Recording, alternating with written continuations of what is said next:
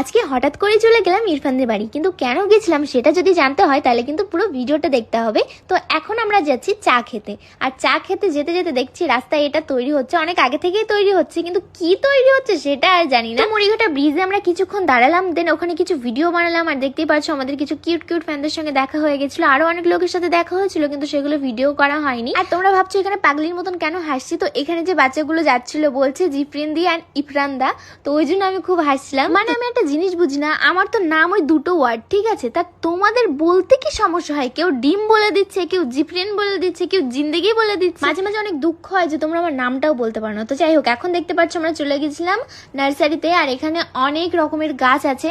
তো আমরা গেছিলাম কারি পাতা গাছের জন্য, কিন্তু ওটাই তো পেলাম না। তো যাই হোক, বললো যে সামনের সপ্তাহে পেয়ে যাবে, তো তোমরা তখন আসো, তখনই যাবো, কোনো ব্যাপার না। তো এখন আমরা এসেছি পাটশিমুলাতে চা খেতে। আর একটা জিনিস আমি বুঝে পাই না, এরা চা খেতে আসে না শরবত খেতে আসে? ভাই গ্লাসটা দেখো এদের, মানে আমি তো খেতেই পারি না, আমারটা বেকার নষ্টই হয়, আর আমাকে জোর করে খাওয়াই। আমার হাতটা কাঁপছে, দেখেছো কিরকম, কারণ আমি ধরতে পারছি। তোমরা আবার ভেবো না যে কাপা টাপার রোগ আছে। তো এখানে আমরা দেখতেই পাচ্ছ ফল নিলাম, কারণ এখন আমরা যাব ইরফানদের বাড়ি।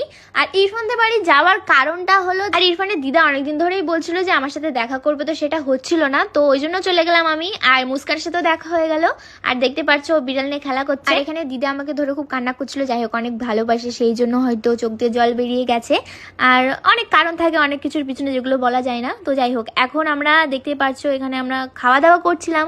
আর শাকিরুল দা যেখানেই যাই ও শুধু গিলতে যায়, ওর গিলা ছাড়া কোনো কাজ নেই। আর ইরফানের দেখো একটা প্যান এসছে, যেটা আমার দাদু আমার 14 গোষ্ঠীর মধ্যে ঢুকে যাবে, ওর 14 গোষ্ঠী ঢুকে যাবে। তো দেখতে পাচ্ছ আমি কিরকম ভুলভাল বকছি, কারণ ব্লগটা প্রায় শেষের দিকে চলে এসছে, তো ওই জন্য আমার মাথায় আর কাজ করছে না, অনেকক্ষণ ধরে ভয়েস ওভার দিচ্ছি।